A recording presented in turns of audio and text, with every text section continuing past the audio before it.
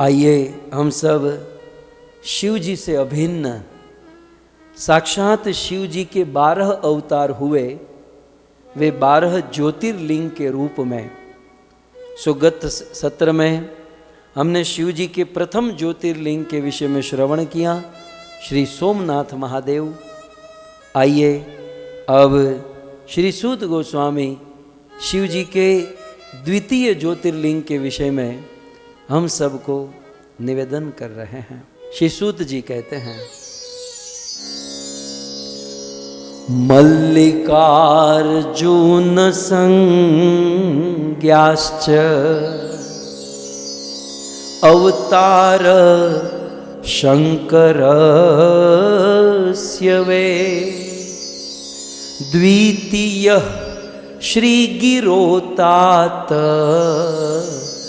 द्वितीय श्रीगिरोतात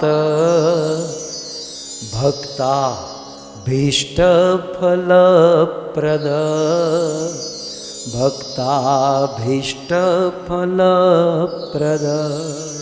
श्री सूत जी कहते हैं कि मल्लिकार्जुन संज्ञात, मल्लिका अर्जुन संज्ञात माने नामक, मल्लिका अर्जुन नामक अवतार शंकरस्य वै, शंकर का, शिव जी का, निश्चित ही शिव जी का अवतार है। कौन अवतार है? मल्लिका अर्जुन। और ये मल्लिका अर्जुन नामक जो अवतार है, कहते हैं द्वितीय, ये दूसरा ज्योतिर्लिंग रूपी अवतार है। अच्छा, ये दूसरा ज्योतिर्लिंग रूपी अवतार मल्लिका अर्जुन नाम से कहां पर है? कहते हैं श्रीगिरो, श्रीगिरी पर्वत पर ये द्वितीय भगवान शिव का अवतार हुआ। अच्छा, ये अवतार क्यों हुआ? तो कहते हैं भक्त अभीष्ट फलः प्रदः, शिव जी का यह अवतार अपने भक्त के अभीष्ट को पूर्ण करने के लिए, भक्तों की मनोकामना, भक्तों की इच्छा को पूर्ण कर, और विशेष रूप से अभीष्ट शब्द का अर्थ है मन चाहा फल, अपने भक्तों के मन चाहे फल को प्रदान करने के लिए महादेव का यह दूसरा अवतार हुआ है। कहते हैं अगले श्लोक में, संस्तुतो लिंग रूपेण सूत दर्शन हेतुतः। जैसे मैंने कल भी कहा था कि भगवान के अनंत अवतार है और इस अनंत अवतार की कृपा अनंत जीवों पर होती है, लेकिन उस अवतार को प्रकट कराने का कोई एक विशेष कारण हो जाता है। तो शिव जी का इस अवतार के पीछे तत्कालीन कारण, विशेष कारण क्या था? तो बोले संस्तुतो लिंग रूपेण, इस अवतार को धारण करके शिव जी ने स्तुति की। स्तुति माने मनाया।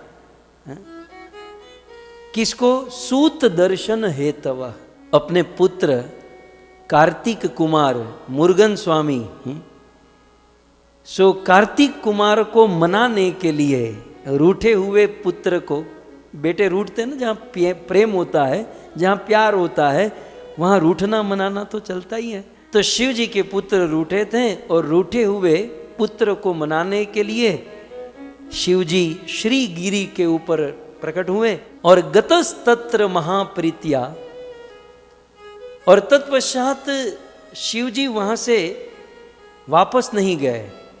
शिव जी अपने पुत्र को मनाने के लिए आए और फिर वहीं पर स्थित हो गए। एक रूप से शिव जी वहाँ स्थित हो गए और दूसरे रूप से शिव स्वगिरे मुने, अपने गिरी मतलब कैलाश पर्वत पर चले गए। आगे कहते हैं ज्योतिर्लिंग द्वितीयंतः, ये शिव जी का दूसरा ज्योतिर्लिंग है। और दर्शनात् पूजनात् मुने, यदि कोई इसका दर्शन करता है या इसकी पूजा कर, दर्शन का अर्थ कल आपने समझा ना, दर्शन केवल आंखों से नहीं कानों से भी होता है। ये जो कथा सुन रहे हैं ये भी ज्योतिर्लिंग का दर्शन ही है। वैसे आपने दर्शन आंखों से किया होगा, लेकिन जो कानों से दर्शन करने का आनंद है, जो भाव प्रेम है, वो आंखों से उतना नहीं होता। और कानों से दर्शन करने के बाद जब आंखों से दर्शन करेंगे तो वो दर्शन बहुत ऊंचा हाई क्लास का हो जाता है। तो द्वितीय ज्योतिर्लिंग दर्शनात् पूजनात् मुने, हे मुने, हे शौनक जी, ये दूसरे द्वितीय ज्योतिर्लिंग का यदि कोई दर्शन करता है या उसकी पूजा करता है, सेवा करता है, तो उससे क्या होगा? दो चीज प्राप्त होती है। दूसरी लाइन में महासुख करम चांते, उससे महासुख की प्राप्ति होती है। एक होता है सुख माने शरीर का सुख, भौतिक सुख, और दूसरा होता है महासुख माने स्पिरिचुअल सुख, अध्यात्म सुख, भगवत भक्ति, भगवत प्रेम।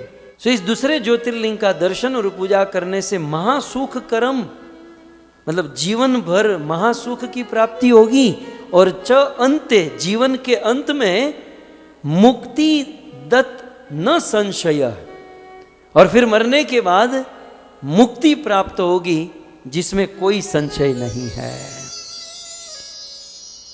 देखो, ये ऋषि मुनियों को भी बार बार हमारे गुजराती में कहते हैं वड़ वड़ के कहना पड़ता है कि न संशय, इसमें कोई संशय नहीं है, मैं सच बोल रहा हूं। नहीं तो ये सब कहने की जरूरत है कि न अत्र संशय, लेकिन फिर भी कलयुगी जीवों के लिए बार बार रिपीट करते हैं कि इसमें संशय मत कीजिएगा। यदि कोई मल्लिकार्जुन का दर्शन और पूजन करता है, उनकी कथा सुनता है, तो महासुख करम जीवन भर, और जीवन के च अंते मुक्ति दात, मुक्ति प्रदान होती है, अत्र न संशय। सो इस प्रकार से बहुत सुंदर ये द्वितीय ज्योतिर्लिंग के विषय में इनकी महिमा बताई गई। लेकिन यह किस सिचुएशन में प्रकट हुआ, यहां पर शिव जी क्यों प्रकट हुए, इसकी कथा अनेकों पुराणों में वर्णन है। स्पेशली ये कथा ब्रह्मा जी नारद मुनि को सुनाते हैं। नारद मुनि ने जिज्ञासा की थी कि पिताजी, ये मल्लिकार्जुन का क्या मामला है, मुझे बताइए, क्या चक्कर है। तब ब्रह्मा जी नारद जी को यह कथा सुनाते हैं। ब्रह्मा जी कहते हैं, कदाचितो स्थितो तत्र रहसि प्रेम संयुतो शिवा शिवश्च देवर्षे सुविचार परायणो सुविचार परायणो। मैं जब श्लोक गाता हूं ना तो मुझे लगता है श्लोक बोल रहे हैं, मतलब हंस रहे हैं। और देखिए, ब्रह्मा जी कथा सुना रहे हैं, मैं सीधा शुरू करता हूं। कदाचित, वंस अपॉन अ टाइम, कदाचित माने एक दिन, एक समय की बात है। भूमिका कुछ ऐसी है, शिव और पार्वती का विवाह हो चुका है, और विवाह के बाद शिव और पार्वती को 2 पुत्र हो चुके हैं। अब ये 2 पुत्र की कथा भी मैंने एक बार सुनाई थी आपको, मैं संक्षिप्त में कह दूं। शिव और पार्वती का प्रथम पुत्र है कार्तिकेय स्वामी, मुरुगन स्वामी, कार्तिक कुमार जी से कहते हैं। एक्चुअल शिव पार्वती का विवाह हुआ, और विवाह करके वे घोर वन में चले गए, और उस वन में जाकर शिव और पार्वती का एकांत में रमण चल रहा था। और दूसरी ओर एक असुर प्रकट हुआ, तारकासुर, और सारे देवता त्राहिमाम कर उठे, और सारे देवता शिव जी के पास जाकर पुकारने लगे, महादेव हमारी रक्षा करो, त्राहिमाम त्राहिमाम। अब शिव और पार्वती बेचारे मुश्किल से एकांत में बैठे थे, लेकिन ये चेले लोग होते ना, वो कभी कभी शांति नहीं लेने देते। अब उसी समय शिव जी ने देखा कि देवताओं पर कोई आपत्ति आई है, तो वे एकांत में से बाहर आए। देवताओं ने कहा कि महाराज आप हमारी रक्षा करो। शिव जी ने कहा क्या हुआ? बोले तारकासुर हमें परेशान कर रहा है, उसको मारना होगा, उनका वध करना होगा।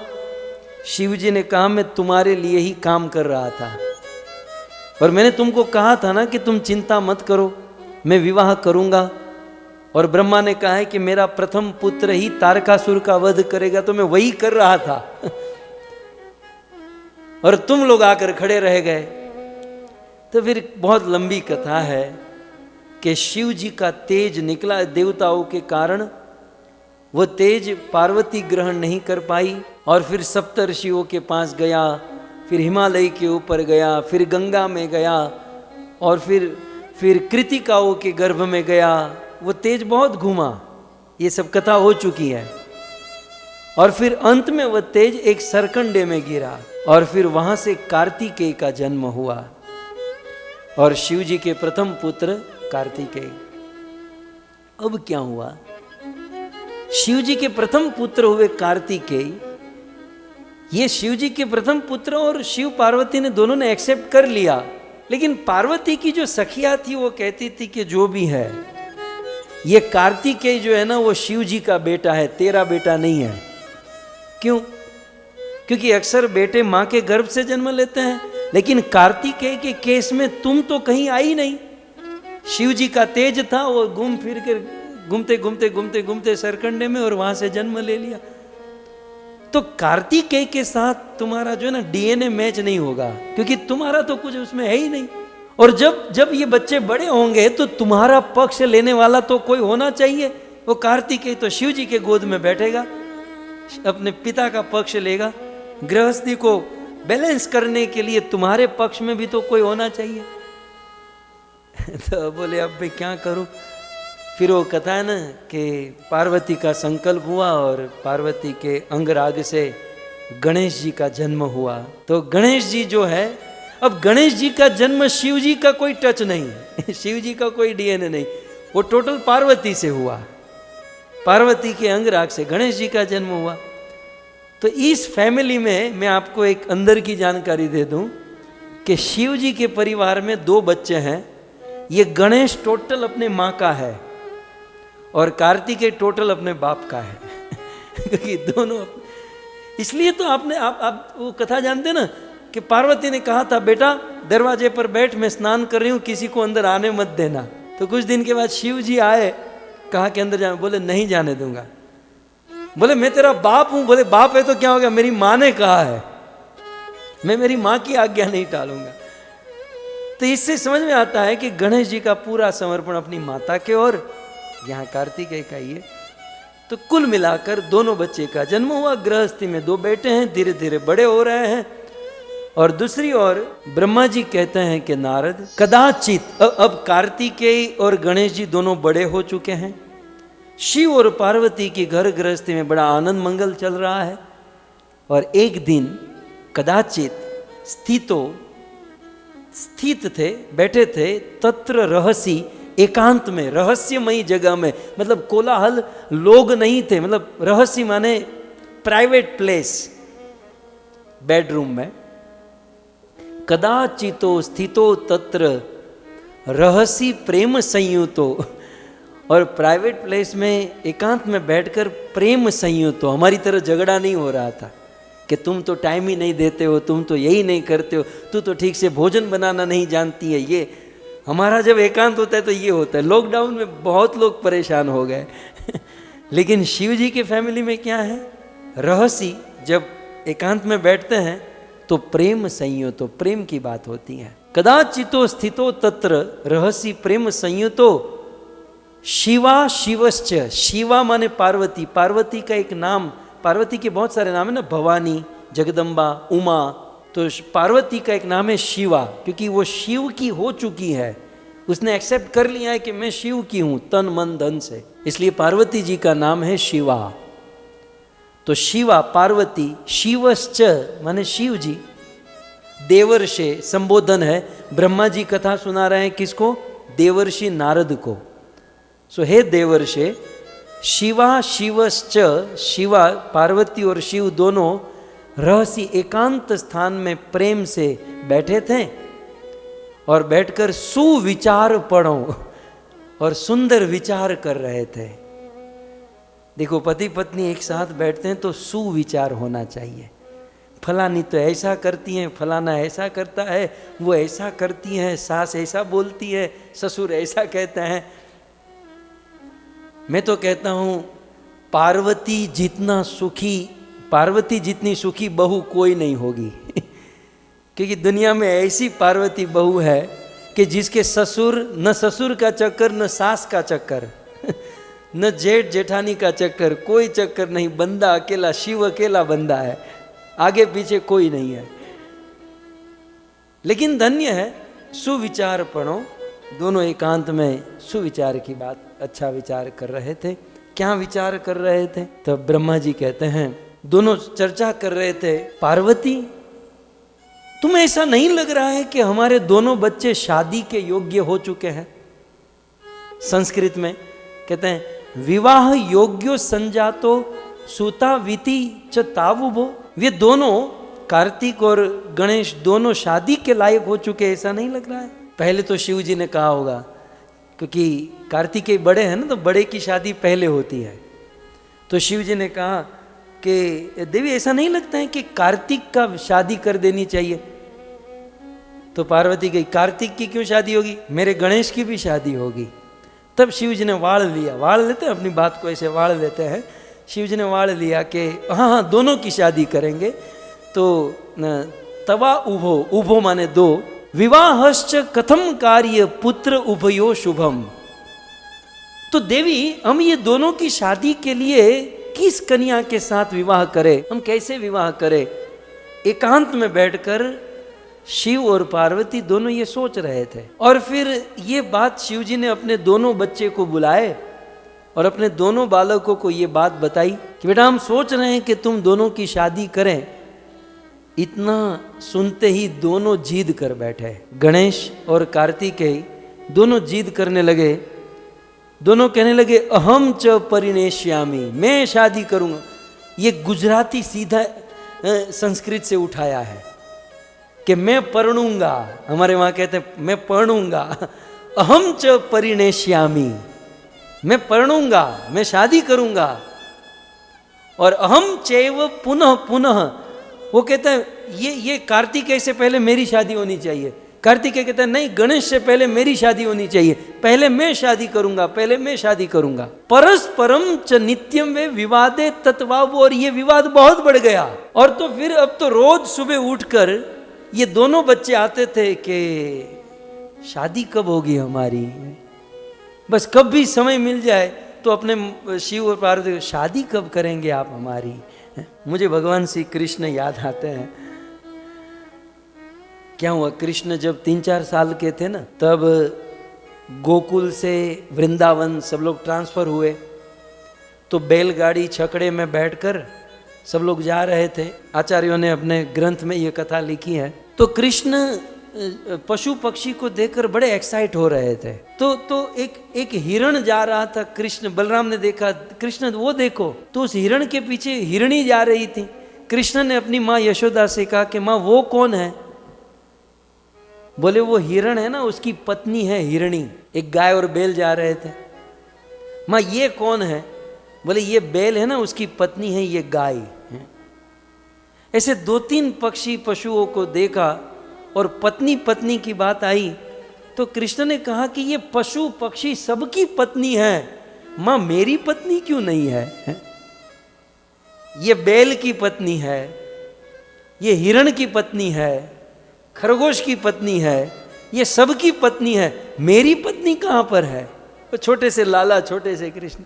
अब यशोदा तो अब तो जा रहे थे ट्रांसफर, अब घर को मूव करना तो सब बिजी होते हैं। यशोदा ने कहा हाँ ठीक है, तेरी पत्नी भी मिल जाएगी। अब यशोदा को क्या पता था कि ये उघराणी करें, उघराणी वसूली जानते नहीं, ये वसूली करेगा। अब हर 5 मिनट के बाद कृष्ण कहता है कि माँ तूने कहा था मेरी मिलेगी मेरी पत्नी कहाँ है? मुझे शादी करनी। अरे लाला रुको, तुझे मिल जाएगी। फिर 5 मिनट के बाद मेरी पत्नी कहाँ? पत्नी का अब तो नाक में दम कर दिया। फिर दोपहर का समय हुआ, भोजन का टाइम हुआ, सब लोग बैलगाड़ी से उतरे, एक गोलाई चक्कर में बैठे, भोजन पक रहा था, सारी माता एक साथ बैठी थी। और कृष्ण फिर से यशोदा के पीछे आकर टंग गए। बोले माँ वो मेरी पत्नी कहाँ? आपने कहा था मेरी पत्नी आज शादी होगी। तब यशोदा ने कहा कि इनमें से जो भी अच्छी लगती है ना वो तेरी पत्नी, इसमें से खोज ले। अब सारी गोपियाँ बैठी थी, ब्रजवासी बैठे थे, छोटे बड़े बूढ़े सब लोग बैठे थे। बोले इसमें से तुझे जो अच्छी लगती है चॉइस कर ले। अब 3-4 साल का लड़का, अब कृष्ण को चॉइस मिल गई। तो कृष्ण 88 साल की एक बूढ़ी के हाथ पकड़कर कहते हैं माँ ये मेरी पत्नी है। सब लोग हंसने लगे। तुझे ये बुढ़िया मिली थी और कोई अच्छा नहीं मिला, तूने इसको क्यों अपनी पत्नी बनाया?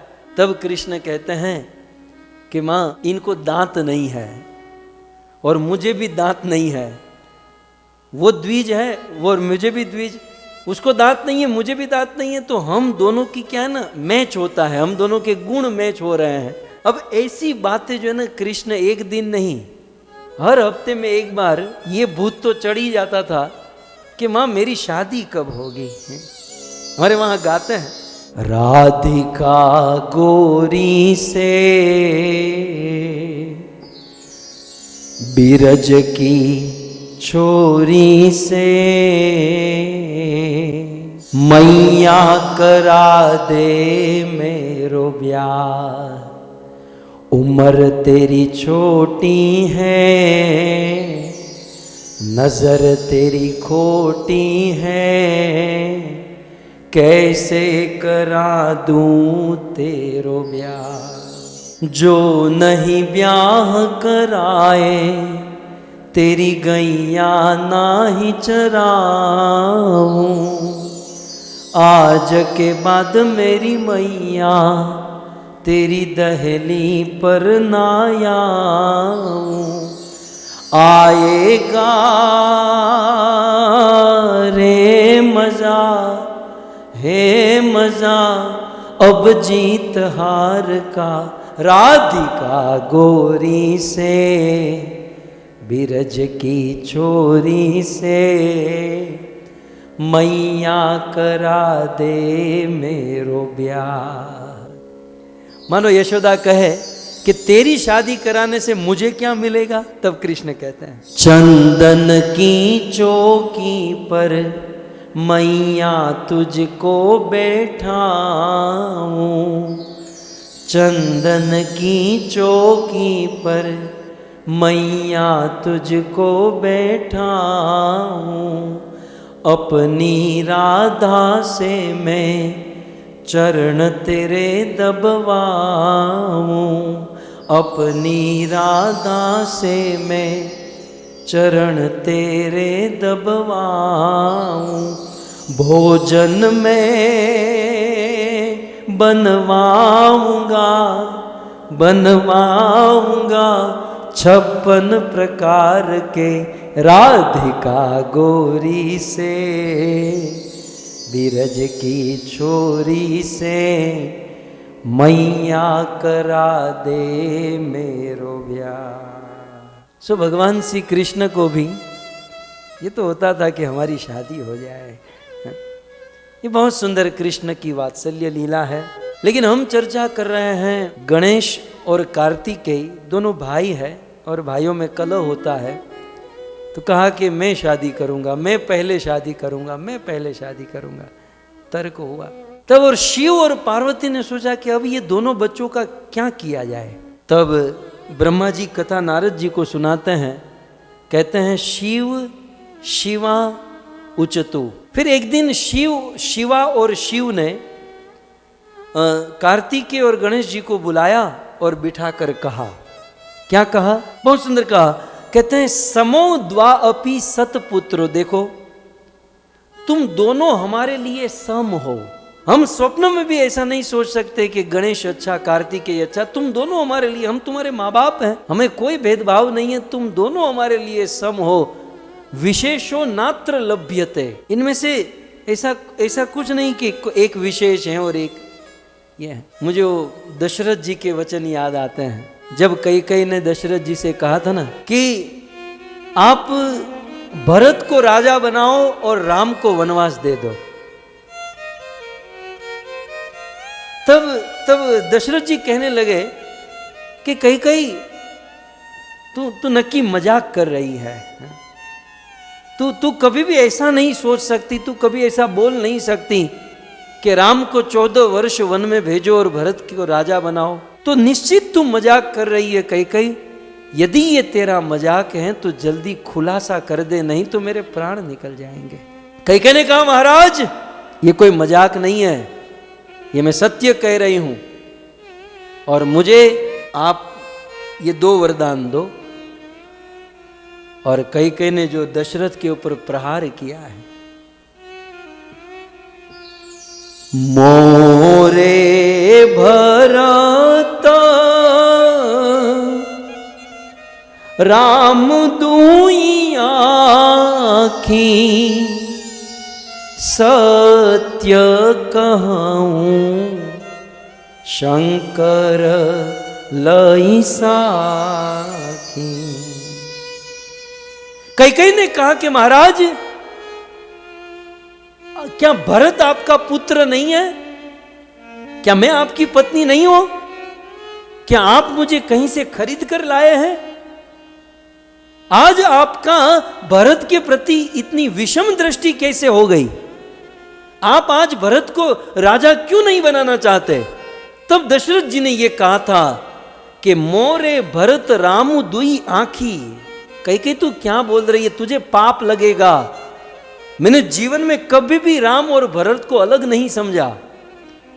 मैंने जीवन में कभी भी राम और भरत के प्रति विषम दृष्टि नहीं की। ये राम और भरत मेरी दो आंख है। और जैसे आदमी को अपनी दोनों आंखों से प्रेम होता है, ठीक उसी प्रकार मोरे भरत राम दुई आंखी। और तुझे विश्वास नहीं तो सत्य कहूं करी शंकर साखी। मैं महादेव की सौगंध खाकर कहता हूं कि मेरा कोई बेटे के प्रति कम या ज्यादा प्रेम नहीं, दोनों समान है। यहां पर शिव और पार्वती यही कह रहे हैं कि समो द्वा अपि सत्पुत्रो, तुम दोनों हमारे लिए सम हो बेटा। और इसलिए हम किसी के प्रति ये नहीं कहते कि तुम्हारा पहला विवाह होगा, तुम्हारा पहला होगा। तस्मात देयरफॉर हमने एक शर्त रखी है। हम दोनों ने मिलकर एक शर्त सोची है। और वो शर्त क्या है? तस्मात् तत्प्रण कृत संशद पुत्रयो उभयो अपि। हमने एक शर्त सोची। कहा क्या शर्त सोची है?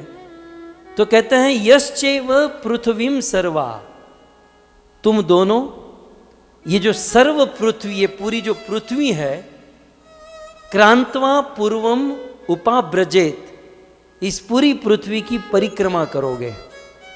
क्यों? क्योंकि पृथ्वी में बहुत सारे तीर्थ है, बहुत सारे मंदिर हैं, सरोवर है, कुंड है।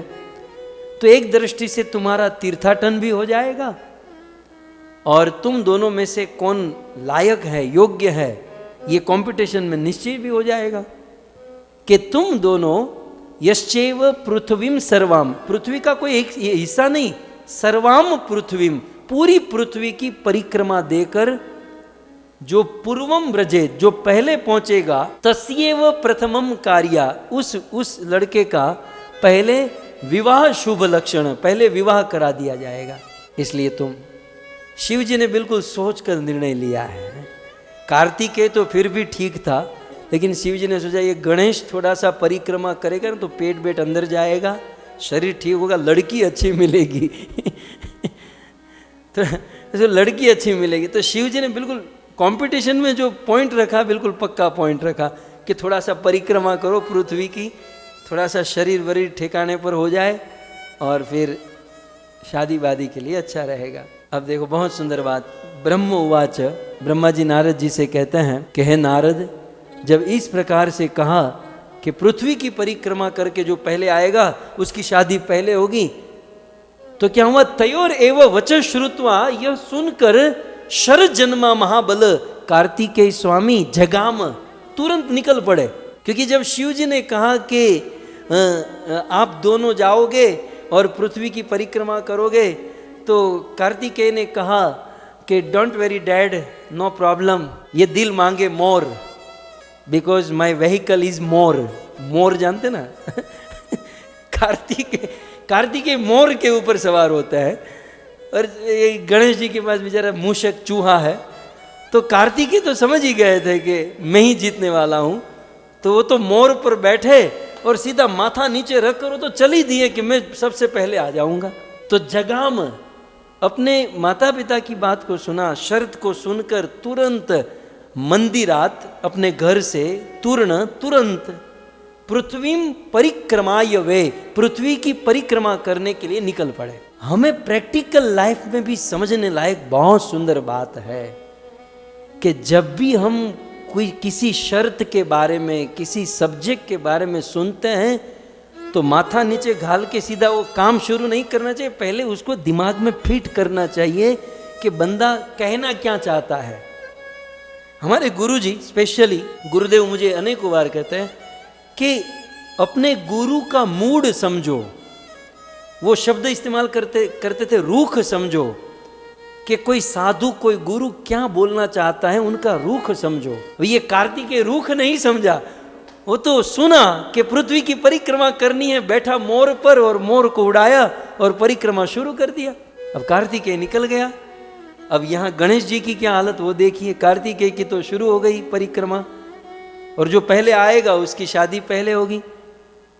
तो कहते हैं कि गणानाथश्च, गणों के नाथ, गणों के स्वामी गणपति तत्रैव संस्थितो। कार्तिकेय निकल गए लेकिन ये तो वहीं पर खड़े हैं। अब खड़े हैं फिर भी ब्रह्मा जी ने गणेश जी को क्या कहा, बुद्धि सत्तम, बुद्धि सत्तम। शेर जो होता है ना, शेर वनराज केसरी सिंह किसी एक स्थान पर खड़ा होता है 1.5 घंटे से और 2 कदम पीछे लेता है तो उसको कमजोर मत समझना। वो खड़ा है, सोच रहा है, 2 कदम पीछे ले रहा है, वो कहीं तराप मारने जा रहा है, कोई बहुत बड़ा काम करने जा रहा है। कई बार होता क्या है, जो रात दिन दौड़ते रहते हैं, घूमते रहते हैं, लोग सोचते हैं बहुत अच्छा काम। कई बार कुछ लोग फिजिकली इतना काम नहीं करते लेकिन बुद्धि से काम लेते हैं। कार्तिकेय ने अपने शरीर से काम लिया, गणेश जी ने अपनी बुद्धि से काम लिया। गणानाश्च तत्रैव संस्थितो, गणेश जी खड़े हैं क्यों? क्योंकि पहले तो वो बुद्धि सत्तम, बुद्धियों में श्रेष्ठ, परम बुद्धिमान, और सबुद्धया अपनी सुंदर बुद्धि से समविचार्येति, उन्होंने विचार किया। और चित्त एवं पुनः पुनः बार बार विचार किया गणेश जी ने। पहला विचार ये किया कि मैं कितना भी प्रयास करूं मैं हारने वाला हूं।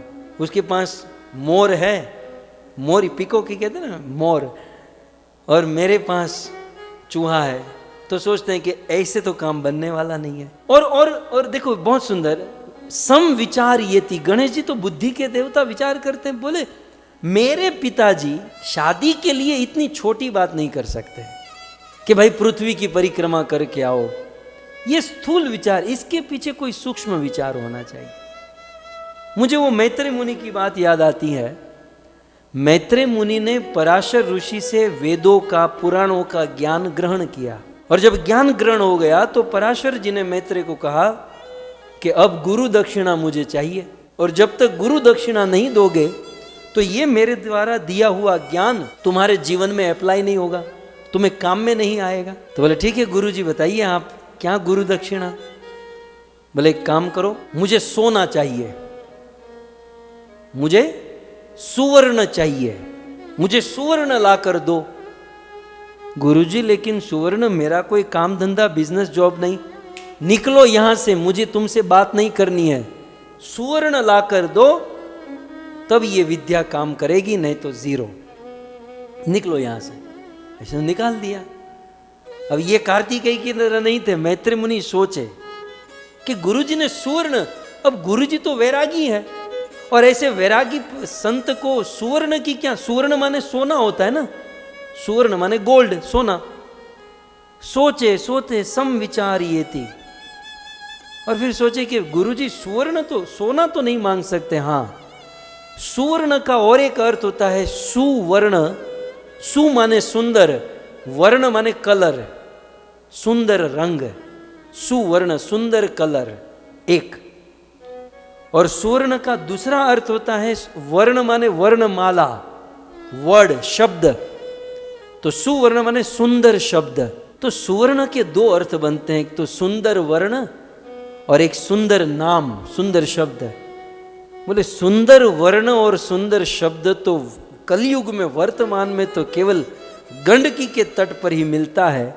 शालिग्राम शिला जो प्रकट रूप से भगवान प्रकट है।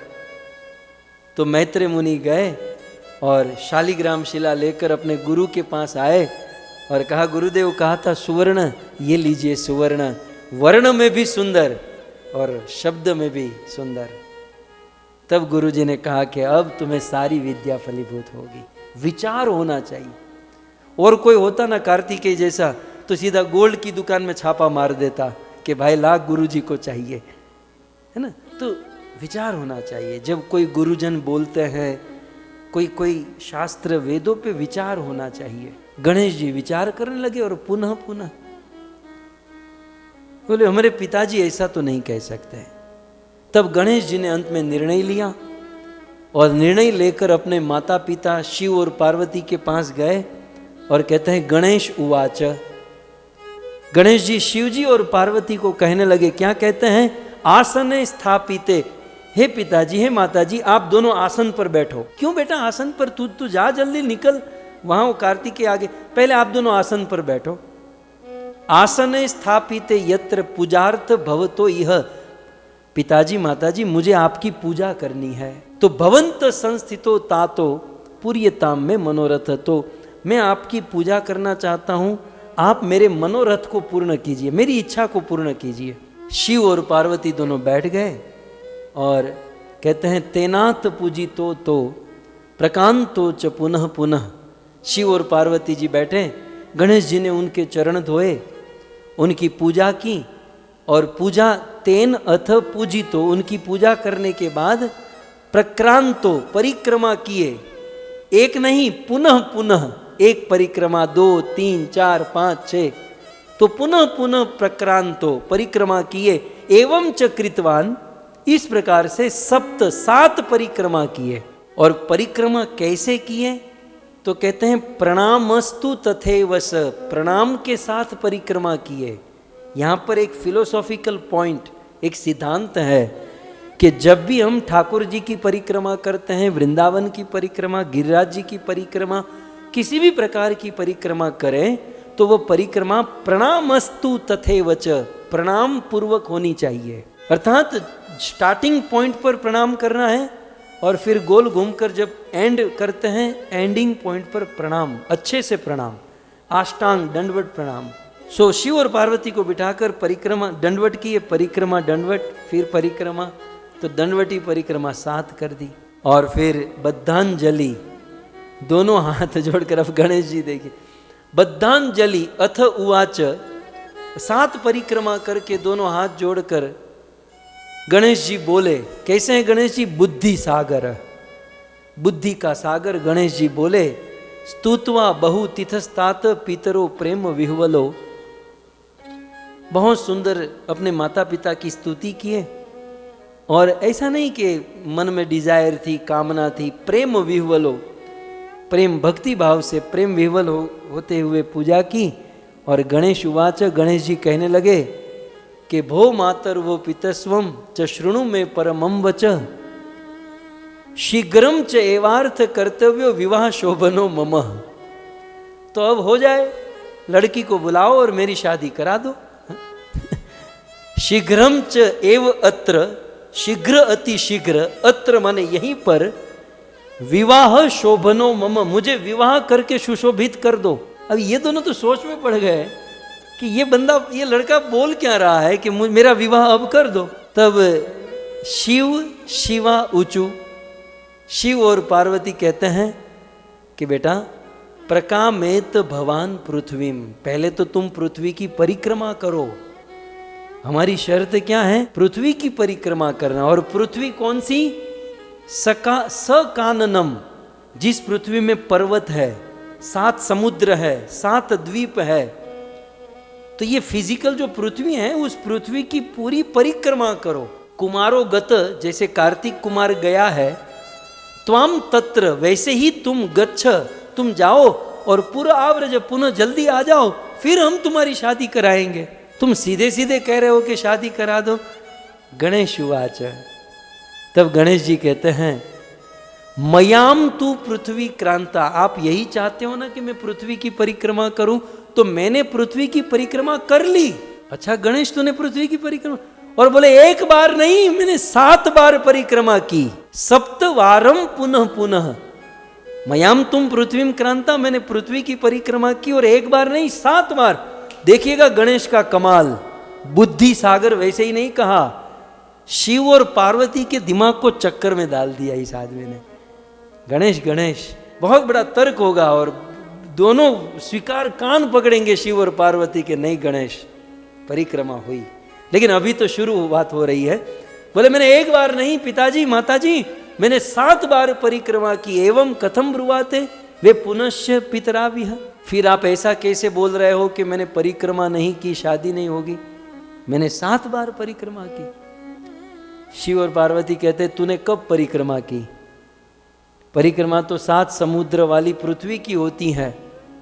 तब गणेश जी ने बहुत सुंदर कहा, देखिए अब गणेश जी के मूल श्लोक, बोले भवतो पूजनम कृत्वा, बोले आप दोनों की पूजा करके, शिव शंकर योर हम, शिव और शंकर, शिव और पार्वती की पूजा करके मैंने स्वबुद्धया, अपनी बुद्धि से, समुद्रान पृथ्वी, जिस पृथ्वी के परिक्रमा की तुम बात कर रहे हो, उस पृथ्वी की 7 परिक्रमा मैंने आप दोनों की परिक्रमा करके कर दी है।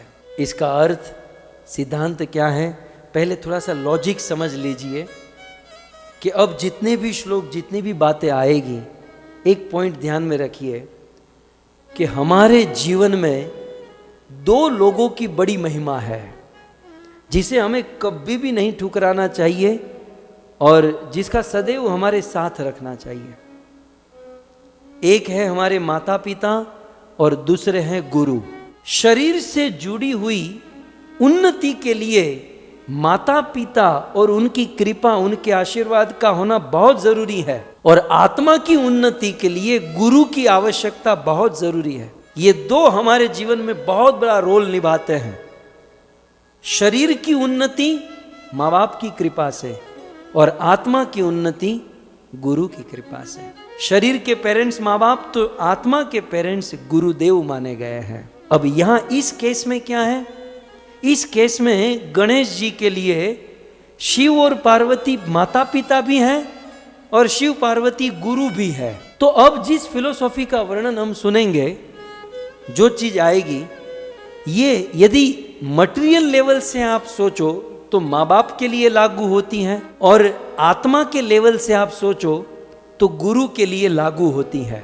तो अब जितने भी सिद्धांत गणेश जी बताएंगे ना, ये सारे सिद्धांत शरीर के लिए माता पिता और आत्मा के लिए गुरु के लिए लागू होते हैं, क्योंकि शिव जी चराचरम गुरुम, चराचर जगत के गुरु है, इसलिए गुरु के लिए भी ये लागू होता है। तो अब गणेश जी बहुत सुंदर शास्त्र की बात करते हुए कहते हैं कि हे पिताजी, पितरोश्च पूजनम कृत्वा। शास्त्र में क्या लिखा है? अब गणेश जी प्रमाण के साथ चलने लगे। बोले शास्त्र कहता है कि पितरोश्च पूजनम कृत्वा, यदि आप अपने पेरेंट्स की पूजा करते हो शरीर के लिए, और आत्मा को यदि रखो तो गुरु, यदि आप अपने गुरु की पूजा करते हो तो गुरोश्च पूजनम कृत्वा प्रक्रांतिम च करोति यह। गुरु की पूजा करने से पूरी पृथ्वी की परिक्रमा करने का फल प्राप्त होता है, ऐसा शास्त्र में लिखा है। और नहीं लिखा तो बताइए आप। अब दोनों, अब मैं बार बार दोनों नहीं करूंगा, आप समझ लीजिएगा कि शरीर के लिए माता पिता, आत्मा के लिए गुरु। यदि शरीर की, यदि पेरेंट्स की पूजा करो या गुरु की पूजा करो तो पूरी पृथ्वी की परिक्रमा का फल प्राप्त होता है। और तस्य वे पृथ्वी जन्य फलम भवति निश्चित। और इसीलिए मैंने क्योंकि तुम्हारी पूजा की है, आप हमारे गुरु भी हैं, माता पिता भी हैं, हमने आपकी पूजा की है, इसलिए हम पूरी पृथ्वी की परिक्रमा का फल प्राप्त कर लिए। बहुत सुंदर आगे कहते हैं, अपहाये गृहे यो वे। जो व्यक्ति, अपहाय माने छोड़ना, गृह अपने घर को, जो आदमी अपने घर को छोड़कर, अपने माता पिता को अपने घर में छोड़कर, पितरों अपने माँ बाप को अपने घर में छोड़कर तीर्थम व्रजेत, तीर्थों में भ्रमण करता है, तस्य पापम तथा प्रोक्तम। शास्त्र में लिखा है वो तीर्थ नहीं हो रहा, वो पाप हो रहा है। बहुत सुंदर फिलोसॉफिकल पॉइंट है। अपने पितरों को, अपने पेरेंट्स को गृहे अपहाय, घर में छोड़कर, तीर्थम आव्रजेत, यदि कोई तीर्थ करता है तस्य पापम, उसे बहुत बड़ा पाप लगता है। प्रोक्तम, ऐसा शास्त्रों ने कहा। अच्छा, कितना पाप लगता है? नीचे लिखा, हनने च तयोर यथा, माता पिता को जान से मारने का, तलवार लेकर कोई जान से मार दे, पेरेंट्स को जान से मारने का जो पाप लगता है, उतना ही पाप माँ बाप को घर में छोड़कर तीर्थाटन करने से लगता है। ये एक अर्थ हुआ। दूसरा अर्थ, अपने गुरु को छोड़कर लावारिश की तरह तीर्थों में जो भ्रमण करता है, या अपनी गुरु की आज्ञा लिए बिना जो तीर्थों में भ्रमण करता है, वो तीर्थ भ्रमण नहीं, वो पाप कर रहा है। ये दोनों, मैं पहले से ही कहा कि दोनों ओर चलना पड़ेगा।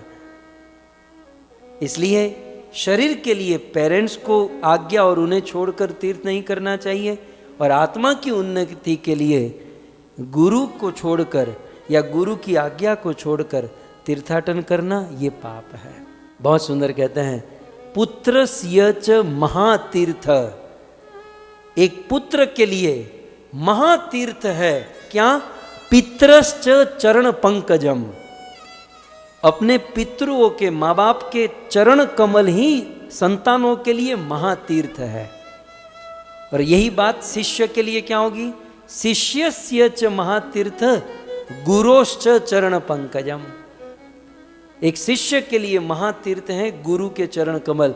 गुरु के चरण मिल गए तो सारे तीर्थ गुरु के चरण में होते हैं। और अन्य तीर्थम तु दूरे वे गत्वा संप्राप्तते पुनः, और यदि ऐसे चरण कमल का आश्रय मिल जाए तो अन्य तीर्थों में तो दूर जाना पड़ता है, लेकिन ये तो संप्राप्ते, घर पर ही प्राप्त हो जाता है।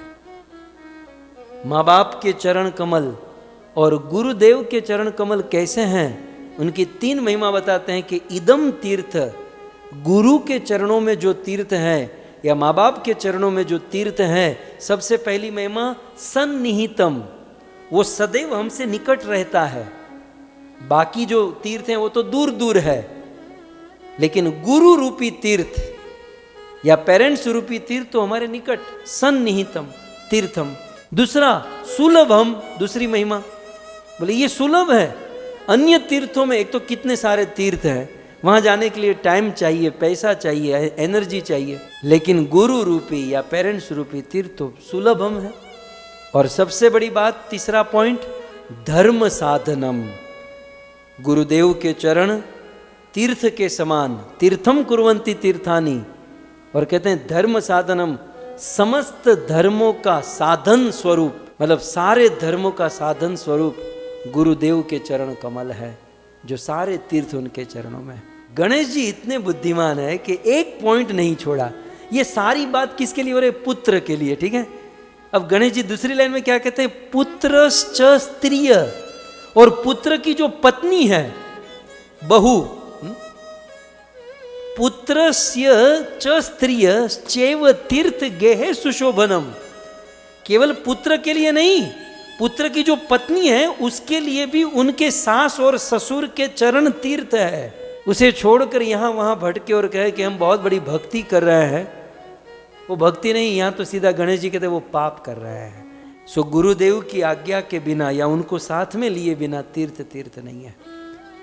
तो इस प्रकार से इति शास्त्राणि, गणेश जी प्रमाण देते हैं, इति शास्त्राणि वेदाश्च भाष्यते यत निरंतरम, ऐसा शास्त्रों में, वेदों में निरंतरम कहा गया है।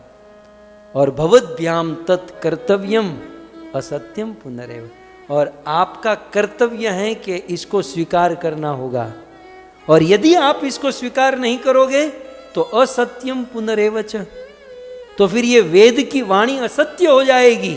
अब अंतिम फटका गणेश जी मार रहे हैं, भवदीयम त्विदम रूपम असत्यम च भवेदिह, शास्त्र की इन बात को हे माताजी, पिताजी, हे गुरुजी आप स्वीकार नहीं करोगे तो आप भी असत्य हो जाओगे। शास्त्र, भगवान सत्य है, भगवान से बने शास्त्र सत्य है, और शास्त्र की बात सत्य है जिसको जीवन में उतारनी, और यदि आप इसको एक्सेप्ट नहीं करोगे तो आप असत्य हो। कितना बड़ा सिद्धांत गणेश जी ने यहां पर कहा कि गुरु गुरु तब तक है जब तक शास्त्र को फॉलो करता है। जिस दिन गुरु शास्त्र को फॉलो करना बंद कर दें, उस दिन गुरु असत्य हो जाता है, वो गुरु नहीं रहता। ये पॉइंट यहां पर प्रथम लाइन में यही कहा जा रहा है कि भवद इयम त्विदम रूपम, मतलब आपका अस्तित्व सत्यम च भवेदिह असत्य च भवेदिह, आपका अस्तित्व ही खत्म हो जाएगा यदि शास्त्र की इन बातों को नहीं मानोगे। तो कई बार हमें जीवन में भी ये समझना होता है कि गुरु की महिमा क्यों है, क्योंकि वे शास्त्र को जानते, मानते, जीवन में उतारते हैं, और इसलिए गुरु की महिमा है। यदि गुरु शास्त्र को फॉलो न करे तो फिर गुरु का अस्तित्व ही नहीं रहता। तो पिताजी अब आपको सोचना है। और दूसरा, तदा वेदो अपि असत्यो, आप तो असत्य हो जाओगे। और एक बड़ा पॉइंट कह दिया, आप तो असत्य हो जाओगे पिताजी, वेद भी असत्य हो जाएंगे, ये शास्त्र भी असत्य हो जाएंगे। शिव जी ने कहा शास्त्र कैसे असत्य होंगे, क्योंकि आप गुरु हो। दुनिया का साधारण आदमी गलती करेगा वो चलेगा, लेकिन कोई महान, कोई प्रभुति, कोई विशेष व्यक्ति छोटी सी भी गलती करे, समाज को बहुत बड़ा नुकसान होगा। गणे अद्भुत बात। कई बार साधु लोग कहते ना, भाई हमसे तो कोई बड़ी गलती नहीं हुई। साधु की छोटी गलती भी बहुत बड़ी मानी जाती है। साधारण आदमी कोई बड़ी गलती करे कोई प्रॉब्लम नहीं, लेकिन कोई लीडर, कोई नेता, कोई गुरु की छोटी गलती भी बड़ी होती है। मैं आपको कहूं, आपकी घड़ी यदि ठीक से चल ना रही हो तो आप ट्रेन चूक जाओगे। मुंबई में, आप भारत में वो जो लोकल ट्रेन होती है ना, टाइम से होती, आपकी घड़ी यदि ठीक से काम न कर रही हो, ठीक से चल न रही हो, तो आप अकेले ट्रेन चूकोगे। लेकिन मुझे बताओ, जो घड़ी प्लेटफॉर्म पर लगी है, वो घड़ी यदि ठीक से न चले तो पूरा जमाना ट्रेन चूक जाएगा, हजारों लोग ट्रेन चूक जाएंगे। आपकी अकेली घड़ी यदि ठीक ना हो तो एक ही आदमी ट्रेन चुकेगा, लेकिन प्लेटफॉर्म की घड़ी ठीक न चले तो जमाना ट्रेन चूक जाएगा। साधारण आदमी गलती करे कोई प्रॉब्लम नहीं, लेकिन कोई प्रतिष्ठित या कोई साधु, कोई गुरु यदि गलती हो जाए तो वेद गलत हो जाते हैं। बहुत बड़ा शब्द कह दिया कि तदा वेदो अपि असत्यो, वेद असत्य हो जाएंगे, क्योंकि लोग वेदों को नहीं जानते, आपको जानते हैं। आप वेद का प्रचार कर रहे हो, तो भवेद इति न संशय, और इसमें कोई संशय नहीं है पिताजी। तो यहां पर गणेश जी ने पूर्णाहुति की। ये शिव और पार्वती तो देखते रह गए, सुनते रह गए, और शिव और पार्वती जी कहते हैं, पुत्र ते विमला बुद्धि।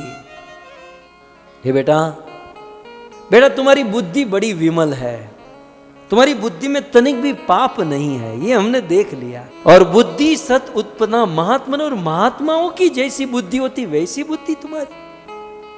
तो या उक्तम यदश्चेत, तुमने जो कुछ भी कहा बेटा सब सत्य है। गणेश, आपने जो भी कहा सब सत्य है, और सच कहें ऐसी बुद्धि सबकी होनी चाहिए। ये कौन बोला? शिव और पार्वती। गणेश, ऐसी बुद्धि संसार में सबकी होनी चाहिए। क्यों? बहुत सुंदर बात कहते हैं कि सम उत्पन्ने च दुखे च, दुख उत्पन्न, इतना तो आपको समझ में आता होगा कि दुख उत्पन्न होते हैं, लेकिन सम उत्पन्न माने बहुत सारे दुख। कभी कभी जीवन में बहुत भारी दुख आ जाता है, मतलब एक साथ आदमी कंफ्यूज हो जाता है कि इतना बड़ा झटका। तो सम उत्पन्न, एक साथ बहुत भारी दुख यदि आ जाए, लेकिन यस्य बुद्धि विशेष्यते, गणेश तुम्हारी जैसी बुद्धि यदि किसी की हो ना, तो तस्य दुख विनश्येत। बुद्धि यदि पावरफुल हो तो कितना भी बड़ा दुख आ जाए, वह दुख उसका कुछ नहीं बिगाड़ेगा। कैसे?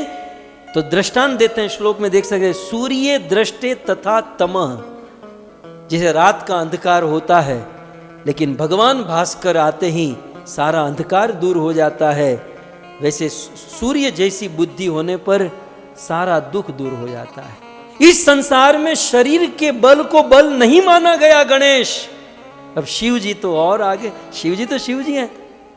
बोले गणेश, शरीर के बल को बल नहीं माना गया, बुद्धिर यस्य बलम तस्य, बुद्धि को बल माना गया है। और ये तो हम देख रहे हैं ना कि कितना महाकाय हाथी, विशाल काय हाथी, लेकिन बुद्धि प्रधान लोगों ने हाथी, सिंह, भालू सबको कंट्रोल कर लिया। ये कंट्रोल बुद्धि से हो रहा है।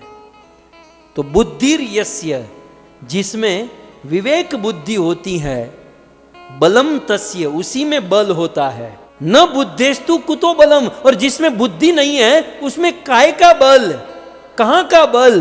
बुद्धि ही वास्तविक बल है। जिसमें बुद्धि ना हो, थोड़ा बहुत कार्तिकेय की ओर जा रहा है, वो तो निकल पड़ा अपने मोर पर है? और शिव जी दृष्टांत देते हैं, जैसे कुपे सिंधो मदोन्मत्त शशकेन निपातित। इतिहास में एक ऐसी घटना घटी कि सिंह और खरगोश का सामना हो गया। अब सिंह तो, और वो भी मदोन्मत्त सिंह है, मतवाला सिंह, खरगोश को तो हजारों खरगोश को उड़ा देगा, लेकिन एक खरगोश ने अपनी बुद्धि के बल से उस मतवाले सिंह को कुएं में डाल दिया। बुद्धि है ना, सिंह के पास बल था, खरगोश के पास बुद्धि थी। तो वेद शास्त्रा पुराणेषु बालकस्य यथोदितम। हे गणेश, वेद और शास्त्रों में बालक के लिए, पुत्र के लिए जो जो कर्तव्य बताए हैं, वर्ड टू वर्ड, शब्द टू शब्द तूने अपने जीवन में फॉलो किया है। हम तो आज ताज्जुब हो रहे हैं कि त्वया कृतम तु तत्सर्व, तूने वेद और शास्त्रों की सारी बात को धर्मस्य परिपालनम, बिल्कुल वर्ड टू वर्ड तूने फॉलो किया है और तूने पालन किया है। इसलिए बेटा हम मानते हैं समत्कृतम, हम स्वीकार करते हैं कि त्वया यच्च तत्केनापि भवेदिह। बेटा तुम आज जीत गए, वास्तव में तुमने पृथ्वी की परिक्रमा की है। इतना कह के कहते हैं विवाह करणे चास्य मतिम चक्रु उत्तमात्। बेटा अब तो हमें तुम्हारा विवाह कराना ही पड़ेगा, क्योंकि तुमने हमें कन्विंस कर लिया है। तो गणेश जी ने कहा ठीक है, तो अब किया जाए। और देखो पिताजी, एक नहीं, ये मनुष्य लोग एक एक शादी करते हैं, मुझे 2 करनी है। शिव और पार्वती ये तो चराचर गुरुम सब जगह पर रहते हैं। विश्वकर्मा की 2 कन्या सिद्धि और बुद्धि, रिद्धि भी कहते हैं, बुद्धि भी कहते हैं। तो 2 कन्या सिद्धि और बुद्धि के साथ गणेश जी का विवाह हुआ। सुंदर मंगल गीत गाए गए, गणेश जी का सुंदर विवाह हुआ, बारात आई, सब कुछ। वो कार्तिकेय तो भी मोर मोर के ऊपर बैठकर उसका तो परिक्रमा चल रहा है, और यहाँ शादी हो रही है। उस समय फोन मोबाइल का जमाना था नहीं तो उनको रिपोर्ट किया होता। वो तो बेचारा अभी मन में है कि मैं पहले पहुंचूंगा। शादी हो गई, अरे शादी क्या, शादी के बाद बच्चे भी हो गए। सिद्धि और बुद्धि के साथ शादी हुई और गणेश को 2 बेटे हुए, शुभ और लाभ। सुंदर सुंदर बेटे हुए और सुंदर गणेश जी की गृहस्थी चलने लगी। और कई दिनों के बाद कार्तिकेय स्वामी आए। जब कार्तिकेय स्वामी आए तो गणेश जी और सिद्धि बुद्धि बैठी थी और बच्चे भी साथ में बैठे थे। तो गणेश जी और सिद्धि बुद्धि ने कहा कि बच्चों जाओ, चाचा जी आए, अंकल को प्रणाम करो। तो बच्चे गए, चाचा ताऊ ताऊ दंडवत प्रणाम। तो कार्तिकेय सोच रहा, उसको तो पता ही नहीं ना, शादी और बच्चे हो तो दिमाग से परे की बात। बोले ये कौन? कार्तिकेय ने सोचा कि होगा कोई पड़ोसी के बच्चे होंगे, चाचा चाचा कह के आए। तब नारद जी वहां पर आए। नारद जी साइड में ले गए, उसको थोड़ा आशीर्वाद दे, शुगुन दे, 2-5 रुपये दे इसको। क्यों? बोले ये तेरे भतीजे हैं। बोले भतीजे माने? बोले गणेश जी की शादी हो गई, शादी के बाद बच्चे हो गए और ये दोनों बच्चे तेरे भतीजे, तुझे चाचा बोल रहे हैं। और कार्तिकेय स्वामी का दिमाग हटा। बोले मैं इतना थका पका मांदा बिना खाए पिए परिक्रमा किया और ये शादी बच्चे करके बैठा है। कार्तिकेय रूठ गए कि भाई शादी मेरी पहले होनी चाहिए था, ये गणेश जी की शादी हो गई। रूठे। शिव पार्वती ने मनाया, बोले हम आपकी शादी करें। बोले नहीं, पहले मुझे शादी करनी थी, अब ये तो हो गई, अब बाद में शादी करके क्या करोगे? चलो मैं आपके साथ ही नहीं रहूंगा।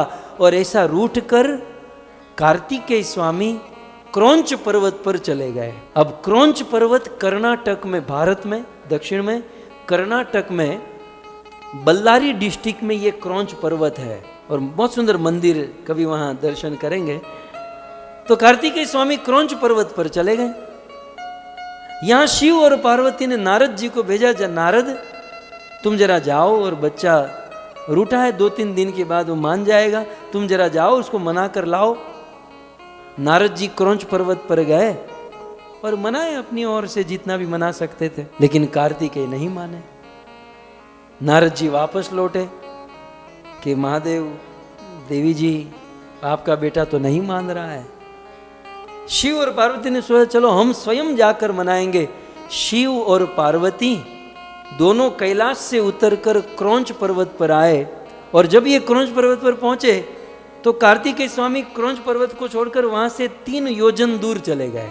शिव पार्वती ने सोचा कि हम तो जहां जाएंगे तो दूर दूर भागेगा, तो शिव और पार्वती दोनों क्रौंच पर्वत पर ही रुक गए। और कार्तिकेय स्वामी ने मैसेज दे दिया, देखो आप मुझे अब ये सब मैं मत करो, मैंने डिसीजन लिया है कि मैं जीवन में कभी शादी ही नहीं करूंगा, मैं आजीवन ब्रह्मचारी रहूंगा, ब्रह्मचर्य व्रत का पालन करूंगा। तो कार्तिकेय स्वामी ने कभी जीवन में विवाह नहीं किया, और इसलिए कार्तिक कुमार कहते हैं कार्तिक कुमार, कुमार माने जवान, वो कभी शादीशुदा नहीं हुए, वो जवान ही रहे।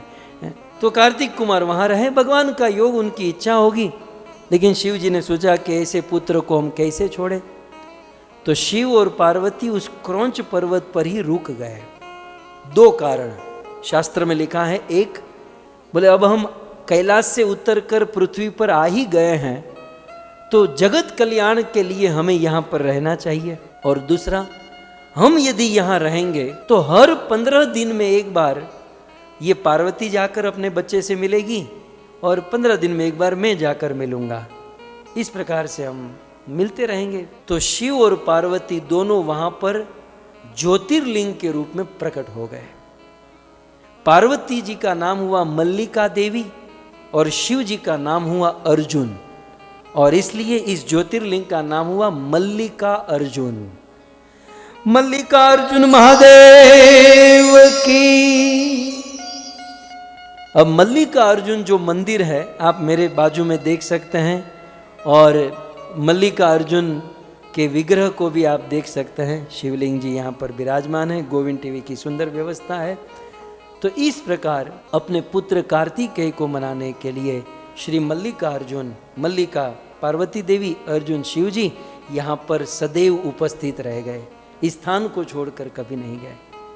और इसलिए शिव पुराण की रुद्र संहिता में कहा गया है, शिव पुराण का श्लोक भी डेंजर है, आप देखो श्लोक कुछ अलग स्टाइल का निकल, वो कहते हैं कि दुखम च दूर तो याति शुभम यांति कम लभेत जननी गर्भ संभूत कष्टम नापनोति वै पुनः। जो मनुष्य इस ज्योतिर्लिंग का दर्शन करता है, मतलब मल्लिकार्जुन का दर्शन करता है, वह निसंदेह अपने सारे मनोरथ को पूर्ण कर लेता है और जगत निगर्भ संभूत, और एक बार वो इस संसार को छोड़ने के बाद मां के गर्भ में वापस नहीं आता।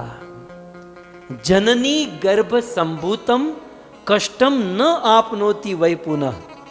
वो अपने जननी के गर्भ का वो कष्ट फिर कभी नहीं पाएगा, मतलब फिर से इस जगत में नहीं आएगा, वो सदा सदा के लिए भगवत धाम को प्राप्त हो जाएगा। कौन? जो मनुष्य दुखम च दूर तो याति, जो दूर से भी इस मल्लिकार्जुन का दर्शन कर लेगा। तो ऐसे मल्लिकार्जुन ज्योतिर्लिंग की द्वितीय, दूसरे ज्योतिर्लिंग की महिमा और उनकी कथा आज हम सब भक्तों ने सुनी। आप सभी भक्तों ने धैर्य से इनका श्रवण किया, आप सभी भक्तों का धन्यवाद।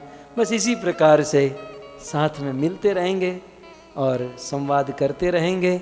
जो भी चेतना में आया, हरि गुरु कृपा से स्मरण में आया, आप सबके बीच में प्रस्तुत करेंगे। हो सकता है हमारे वक्तव्य में कई सारी त्रुटि रह गई हो, वह हम भी जीव है, हम कोई सिद्ध आत्मा तो नहीं है, मैं भी आपके बीच का ही एक आदमी हूँ। सो हो सकता है क्या, चलो हो ही रहा है, मान कर चलो कि कोई गलती हो रही है, तो आप हमें क्षमा कर देना। और हमारी त्रुटियों को सुधार कर आप एक्सेप्ट करना और आशीर्वाद देते रहना। सो धन्यवाद आप सभी भक्तों को, बड़े धैर्य से इस कथा का श्रवण किया। महादेव आप पर कृपा करें, कृष्ण की शुद्ध भक्ति प्रदान करें।